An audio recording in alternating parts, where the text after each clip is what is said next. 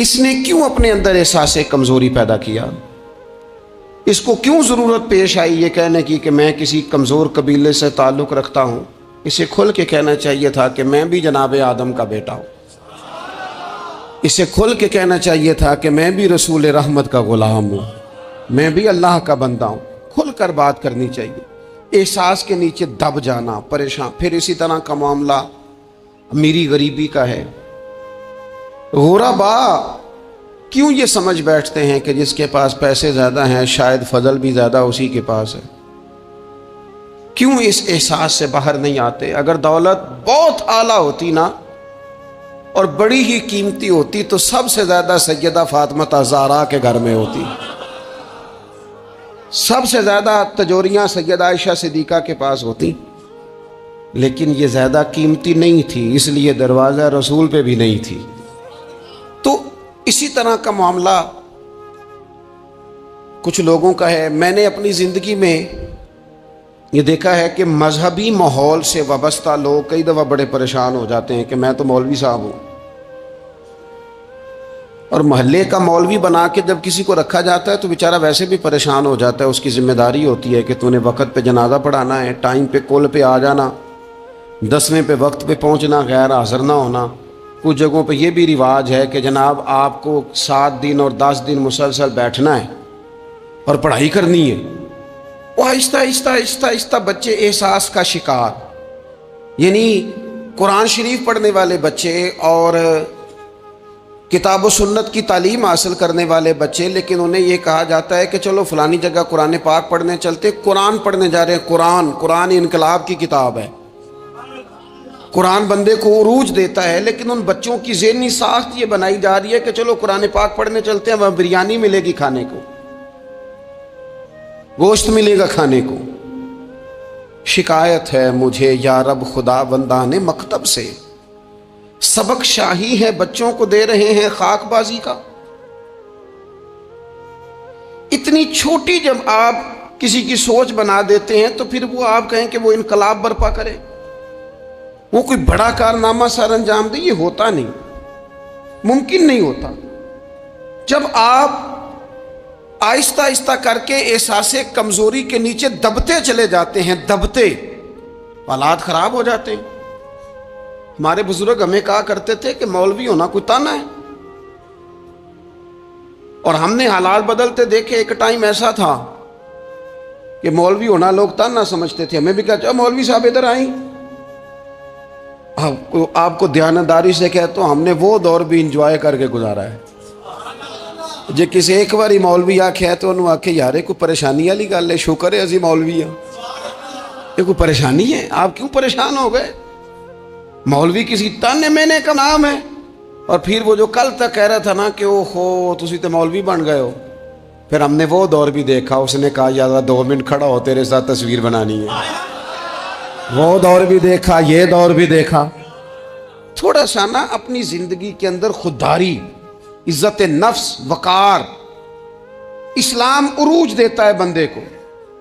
مسلمان تیزی سے دبتے چلے جاتے ہیں، دبتے چلے جاتے ہیں۔ ملک شام کا بندہ آ گیا حضرت عمر کو ملنے، اس نے آتے ہی پوچھا تمہارے بادشاہ کا محل کہاں؟ انہوں نے کہا جی ہمارے بادشاہ کا محل نہیں ہوتا، ہمارے ہاں لوگوں نے سمجھ لیا نا کہ روب شاید کپڑوں کا ہوتا ہے، روب شاید گاڑیوں کا ہوتا ہے، بنگلوں کا ہوتا ہے، بہت بڑی کوٹھی کا روب ہوتا ہے۔ اور نہیں بھائی، روب تو بندے کے کردار کا ہوتا ہے، اس کے افکار کا روب ہوتا ہے، روب اس کے اونچے خیالات کا ہوتا ہے۔ کہاں ہے آپ کے بادشاہ کا محل؟ تو نے کہا محل شہل تو کوئی نہیں، مسجد میں ہوں گے امیر المومنین۔ بندہ کہتا ہے میں سوچ میں پڑ گیا کہ جس کے نام سے میرا بادشاہ کانپتا ہے وہ مسجد میں ہوگا، گن میں نہیں کوئی نہیں، ہٹو بچو ہی کوئی نہیں، ادھر ادھر ہی کوئی نہیں، پہرے دار ہی کوئی نہیں۔ مسجد میں جا کے پوچھا جناب عمر، کہنے لگے ادھر ہی تھے۔ کدھر ہیں بھئی حضرت؟ وہ کدھر ہیں بھئی؟ ادھر ہی تھے۔ کہنے لگا میں حیران ہو گیا، یہ بادشاہ کی بات ہو رہی ہے۔ ایک صاحب کہنے لگے وہ کھجوروں کے باغ کی طرف جا رہے تھے، کہتے میں کھجوروں کے باغ میں گیا تو ایک بندے سے پوچھا امیر المومنین، کہنے لگا وہ سامنے کی طرف جا رہے تھے، ادھر گیا۔ ایک بندے سے پوچھا کہاں ہے وہ شخص اس کی 24 لاکھ مربع میل پہ حکومت ہے؟ کہاں ہے وہ شخص جو مدینے میں بیٹھ کے نعرہ لگاتا ہے تو کیسر و کسرا کانپ جاتے ہیں؟ وہ بندہ کدھر ہے کہ جس کی بات جگہ جگہ ہوتی ہے، جس کا تذکرہ سنا ہے کہ اسے دیکھ کے شیطان بھی رستے بدل جاتا ہے؟ انہوں نے کہا وہ دیکھ رہے ہو کھجور کے درخت کے نیچے کنویں کے ساتھ مٹی کا ڈھیلا تکیے کی جگہ رکھ کے وہ جو تامت باندھے کرتا پہنے سویا ہے وہی تو فاروق اعظم ہے۔ وہ شخص کہتا ہے عمر سوئے تھے۔ شیر سویا بھی ہو تو اس کا روب ہوتا ہے۔ شیر جو ہوتا ہے، شیر کبھی سو بھی جائے نا تو لوگ پھر بھی خوف کھاتے ہیں، اور اس کے جاگنے کا خوف کھاتے ہیں کہ یہ کہیں جاگ نہ جائے۔ شیر جو ہوا، کہتے ہیں حضرت عمر سوئے تھے اور میں قریب گیا تو میرے وجود پہ روب طاری ہو گیا، روب، اور میری زبان سے بے ساختہ یہ جملے نکلے کہ عمر تو انصاف کر کے سویا ہے نا، تو مٹی کے ڈھیلے پہ بھی تجھے سکون کی نیند ہے۔ خودداری، وقار، عزت، یہ احساس کمتری سے باہر نکلیں۔ ہم نے اپنے بچوں کو مسل ڈالا ہے، وہ تسی ماڑے دے بچے ہو، تسی تو نہیں نہ آگے جا سکتے، وہ اسی غریب لوگ نہ بیٹے تو فلانے کے ساتھ نہ جایا۔ ہم نے اپنے بچوں کی خواہشات تباہ کر دی، کمزور کر کے رکھ دیا، انہیں بار بار سکھایا ہم نے۔ خوددار تھا وہ باپ جس کی تھوڑی سی آمدن تھی، پر وہ گرمیوں میں اپنے پتر سے کہتا تھا پتر بڑولے میں دانے ڈال دیے ہیں، تمہاری ماں نے مرتبان میں اچار ڈال دیا ہے، لو اب ساری گرمیاں پرواہ کوئی نہیں۔ وہ خوددار لوگ تھے۔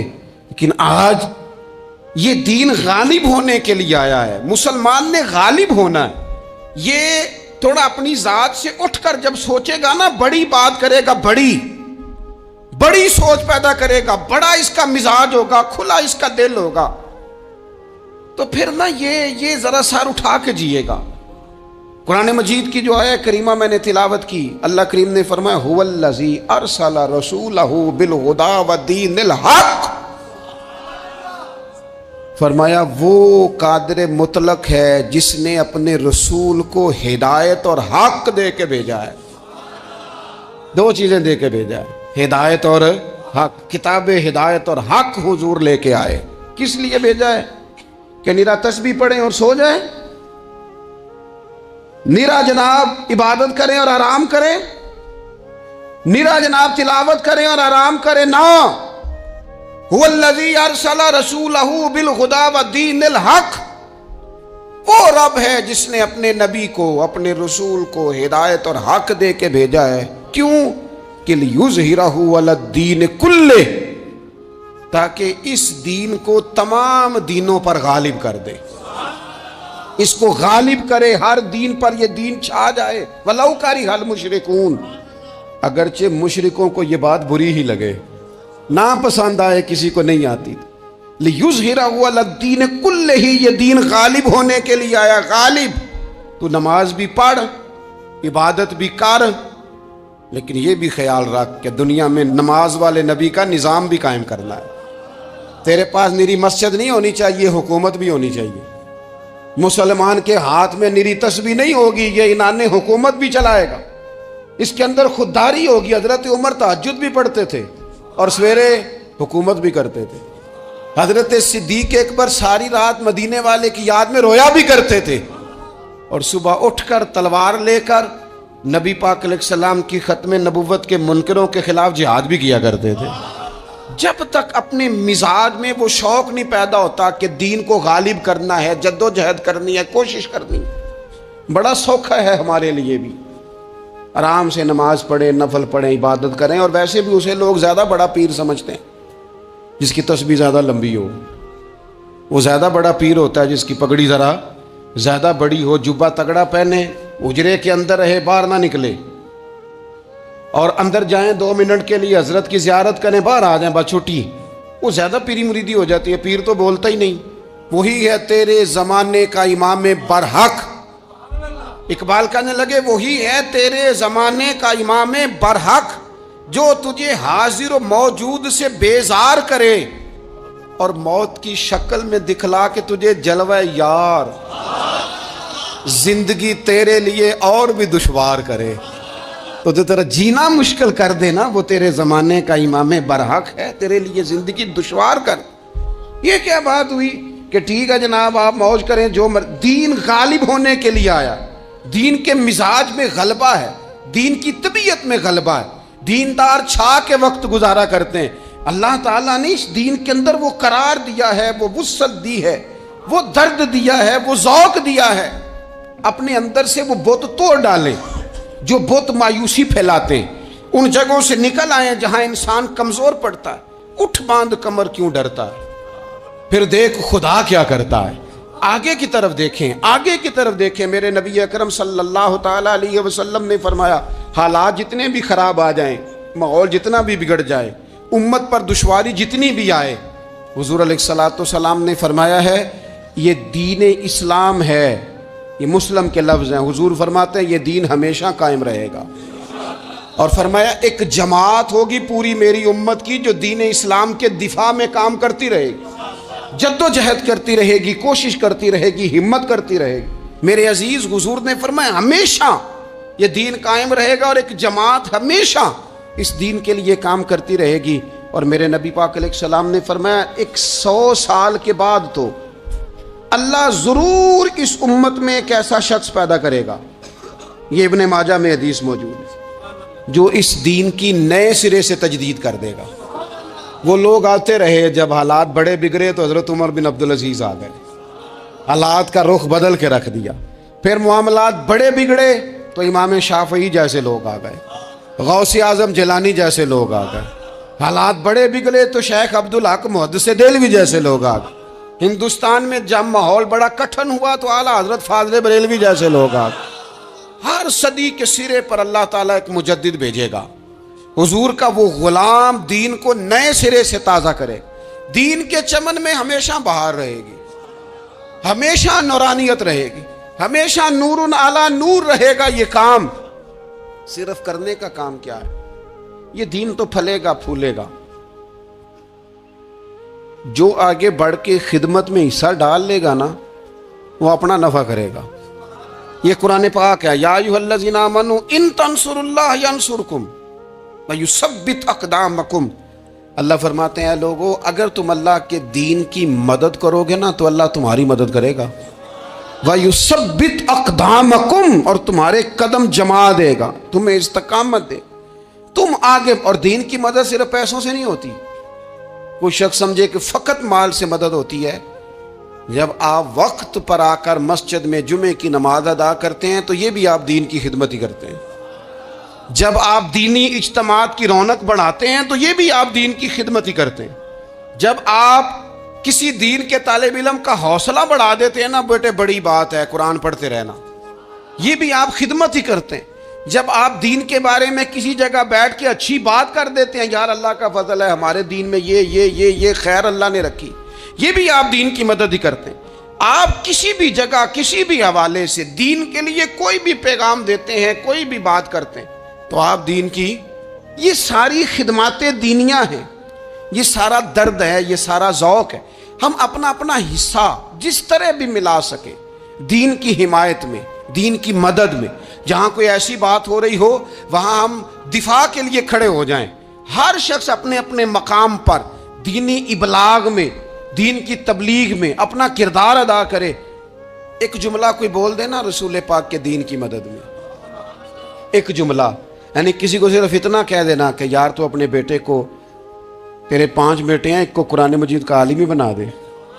تو کہہ کے چلا گیا اور تو تیری وجہ تجھے خبر بھی نہیں کہ شاید اس نے تیری وجہ سے اسے داخل کرایا ہے، لیکن وہ اگر آ گیا پڑھ گیا تو دیکھ تجھے اجر اللہ کتنا عطا فرمائے۔ آتا جملہ بول کے دین کے معاملے میں معاون بنے، کوئی خیر کا لفظ بول کے معاون بنے۔ ہم نہ ہمت نہیں کرتے، ہم کہتے ہیں وہ فلانا کرے گا، بڑا آدمی کرے گا، مولانا کریں گے، پیر صاحب کریں گے، اپنا اپنا حصہ، اپنی اپنی خیر۔ حضرت عمر نے بھی بڑا کام کیا ہے دین کی خدمت میں، پر سیدنا بلال کی خدمت کا کوئی انکار کر سکتا ہے؟ ڈیوٹی حضرت صدیق اکبر کی بھی زیادہ ہے، پر جناب سلمان فارسی کی خدمت کا انکار کیا جا سکتا ہے؟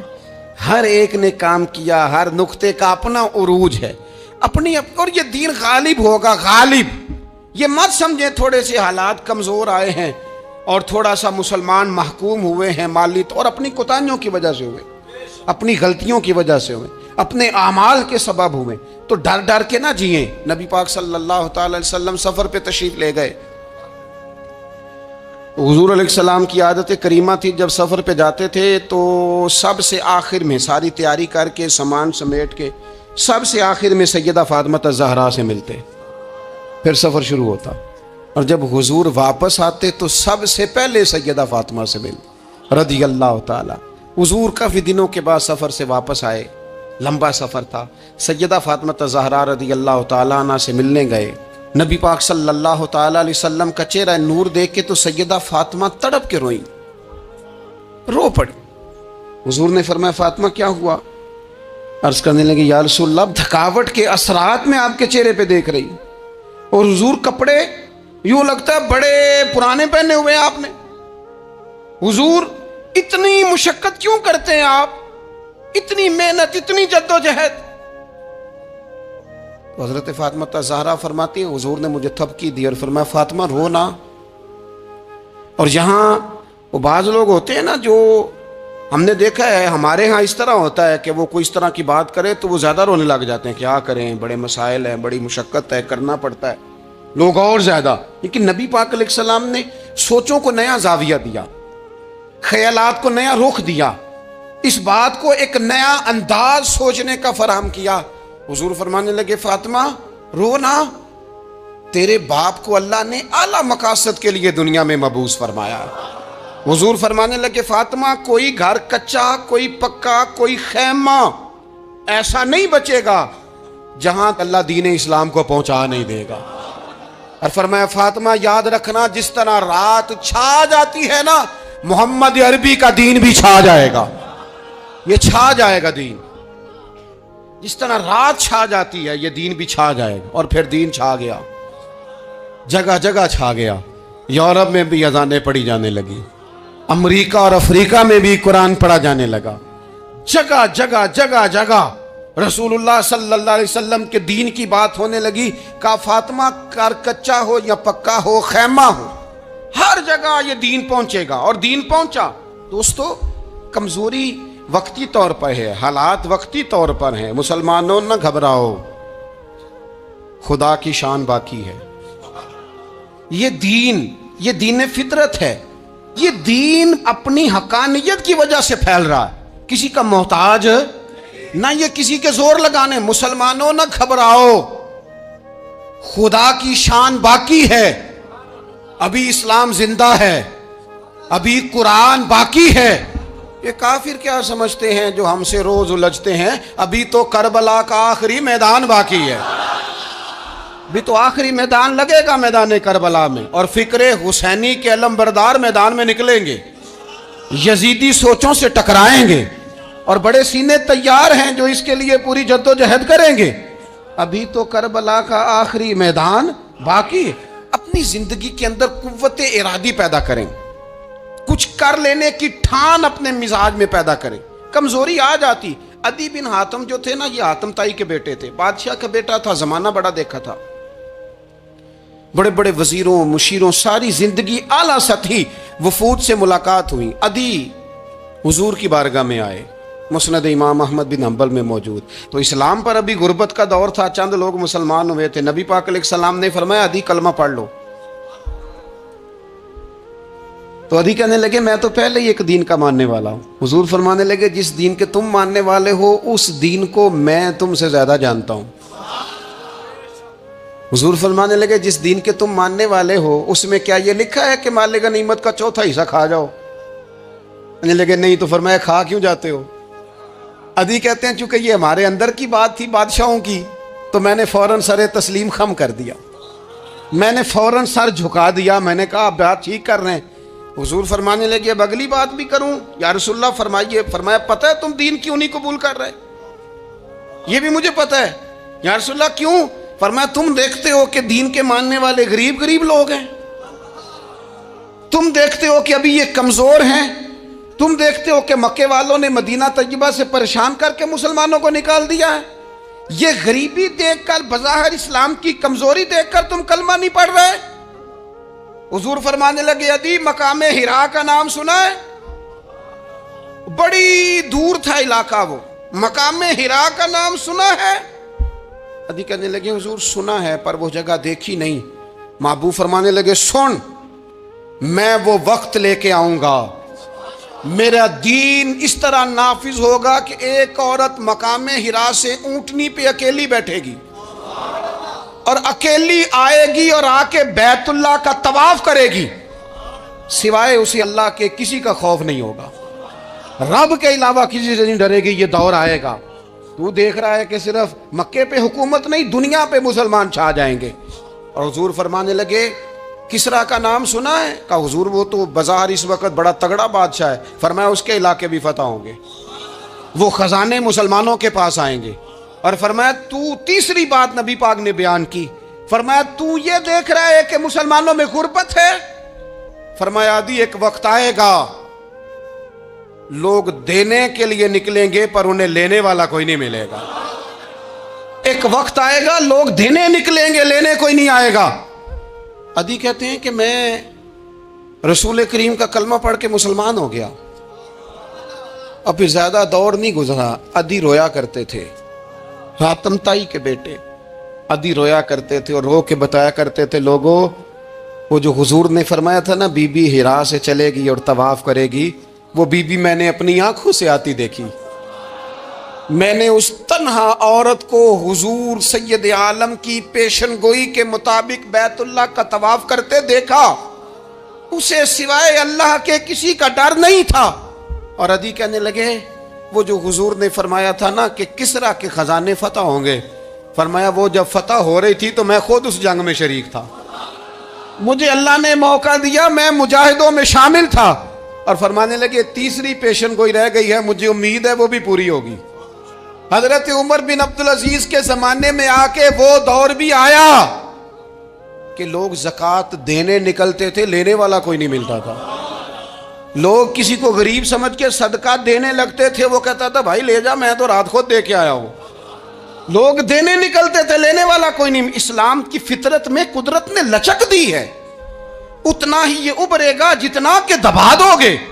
یہ مولویوں کی وجہ سے، پیروں کی وجہ سے، سیاستدانوں کی وجہ سے نہیں چھائے گا۔ یہ کیوں چھائے گا کہ ارسل رسولہ بالہدی ودین الحق، یہ اس لیے چھائے گا کہ اللہ نے بھیجا ہی حق کے ساتھ ہے، یہ آیا حق کے ساتھ ہے، لہذا چھا جائے، حق ہمیشہ چھا جایا کرتا ہے۔ اور وَقُلْ جَاءَ الْحَقُّ وَزَهَقَ الْبَاطِلُ إِنَّ الْبَاطِلَ كَانَ زَهُوقًا، جب حق آتا ہے تو باطل خود بخود چھپ جاتا ہے، اور باطل ہوتا بھی مٹ جانے کے لیے بس نا یہ دین چھا۔ حضرت خباب بن الارت رضی اللہ تعالیٰ عنہ فرماتے ہیں ہمیں بڑی تکلیف دی کفار مکہ نے، قریش نے بڑا ستایا۔ نبی پاک علیہ السلام خانہ کعبہ کے ساتھ ایک چادر لے کے آرام فرما رہے تھے، ہم حضور کی بارگاہ میں گئے، یا رسول اللہ دعا کریں یہ تباہ ہو جائیں، تنگ بڑا کرتے ہیں، حضور آپ دعا کریں اللہ کی بارگاہ میں۔ تو حضور اٹھ کے بیٹھ گئے، فرمایا جلدی نہ کرو، تم سے پہلے ایسے لوگ گزرے ہیں جن کو گڑوں کے اوپر رکھ کے نا تو آروں سے کاٹ دیا جاتا تھا، وہ 2 ٹکڑے ہو جاتے تھے۔ فرمایا جلدی نہ کرو، تم سے پہلے ایسے لوگ گزرے ہیں کہ لوہے کی کنگھیوں سے ان کا گوشت نوچ دیا جاتا تھا، ہڈیاں تک زخمی ہو جاتی تھی، سی نہیں کرتے، زخم پہ زخم کھا کے جی خون جگر کے گھونٹ پی، آہ نہ کر لبوں کو سی، یہ عشق ہے کو دل لگی نہیں۔ کہا خبیب تھوڑا صبر کرو، اور پھر حضور فرمانے لگے خبیب یہ بات یاد رکھنا، جو دین میں لے کے آیا ہوں یہ غالب ہو کے رہے گا، یہ غالب ہوگا، غالب۔ وہ ابو سفیان جو میدان احد میں کہتے تھے فلاں بھی ہم نے مار دیا، فلاں بھی مار دیا، جب 10,000 کا لشکر لے کے نبی پاک گئے تھے نا دوبارہ واپس، 10 سالوں میں 3 لوگ لے کے حضور مکے سے آئے، اور 10,000 کا لشکر لے کے جب دوبارہ گئے نا، ابو سفیان کہنے لگے لڑنا ہی نہیں، کیونکہ جس شان سے معصوم آمنہ آئے ہیں لڑنے والی بات ہی کوئی نہیں، طاقت ہی نہیں، آنکھ نہیں ملا سکتے تو ہاتھ کیسے اٹھائیں گے۔ لیکن پتہ ہے حضور کا طریقہ کیا تھا؟ سیاہ امامہ تھا، اونٹنی پہ بیٹھے تھے، اور گردن محبوب نے اتنی جھکائی تھی کہ وہ اونٹنی کی گردن سے لگ رہی تھی. اس شان کے ساتھ حضور داخل ہوئے. اذا جاء نصر اللہ والفتح ورأیت الناس يدخلون فی دین اللہ افواجا. اپنے اندر نہ تھوڑی سی آپ 24 گھنٹے دنیا کمائیں، کوئی منع نہیں کرتا، مال کمائیں، جائیدادیں بنائیں، حلال کمائیں، جتنا مرضی کمائیں، لیکن نہ کچھ تھوڑا سا اپنے آپ کو دین کے لیے، صرف مالی طور پر نہیں. ہمارے ہاں ایک بہت بڑا مسئلہ یہ بن گیا کہ صرف مالی طور پر ہم سمجھتے ہیں دین کی مدد کر دیں. اگر آپ اپنے پتر کو نمازی بنا چکے ہیں تو ایک کام آپ نے دین کی خدمت کا کر لیا. اگر آپ کی بیٹی پردے کی عادی ہو گئی ہے تو آپ نے دین کی خدمت میں ایک حصہ ڈال لیا ہے. اگر آپ کے گھر کے اندر آپ ان ساری چیزوں کو بین کرنے میں کامیاب ہو گئے، یا ایھا الذین آمنوا قوا انفسکم واہلیکم نارا، ایمان والوں خود بھی دوزخ سے بچو، اپنے اہل خانہ کو بھی بچاؤ. اگر فحاشی اور ریانی کا رستہ آپ نے اپنے دروازے کے باہر روک دیا ہے تو آپ نے دین کی خدمت کر لی ہے. اگر آپ اپنے دوستوں کو نمازی بنانے میں کامیاب ہو گئے، اگر آپ چند لوگوں کو قرآن پڑھانے میں کامیاب ہوئے ہیں، تو پھر کچھ نہ کچھ حصہ آپ نے دین میں شامل کیا ہے. کرنے کا کام یہ ہے کہ اپنا اپنا حصہ اپنی اپنی خیر دین میں ملائیں، جدوجہد کریں، کوشش کریں. 2 جملے بول کر، جب کوئی بندہ کہہ رہا ہونا جی بڑا مشکل ہے دین پہ عمل کرنا، تو اسے کہیں دین پہ ہی چلنا تو آسان ہے، دین پہ چلنا ہی تو آسان ہے. جب بڑی دین مخالف باتیں ہو رہی ہوں تو وہاں ساری برادری کٹھی بیٹھی ہے نا، بچے کے دن رکھے جا رہے ہیں، تو میں دین کی خدمت بتا رہا ہوں کیا کیا کرنی ہے. بیٹی بیٹے کے دن طے ہو رہے ہیں تو کوئی کہتا ہے کہ ماموں کو منا لو ناراض ہے، چچا کو منا لو ناراض ہے. یہ میں اپنا درد دل آپ کے سامنے رکھ رہا ہوں. دین کی خدمت یہ ہے کہ ایک بندہ بیچ میں سے بولے، وہ کہے او شادی میں کوئی غیر شرعی کام نہ کرنا، سب کو منا رہے ہو تو کہیں رب رسول کو ناراض نہ کر لینا. یہ تیری دین کے لیے خدمت ہو جائے گی، یہ تیری دین کے لیے خدمت ہو جائے گی.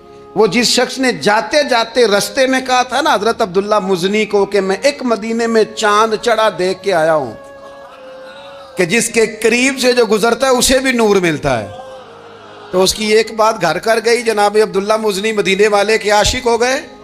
آپ کہہ دیں بات پھیل جائے گی، اللہ اسے پھیلا دے گا. اپنے مقام پر بیٹھ کر اپنے میں فیکٹری کے مالک سے کہا کرتا ہوں کہ تو نہ مسجد ضرور بنا چھوٹی سی، دفتر والوں سے کہا کرتا ہوں کہ یہاں نہ نماز باجماعت کا بندوبست ضرور کراؤ. میں کہتا ہوں یہ سارے دین کے کام ہیں.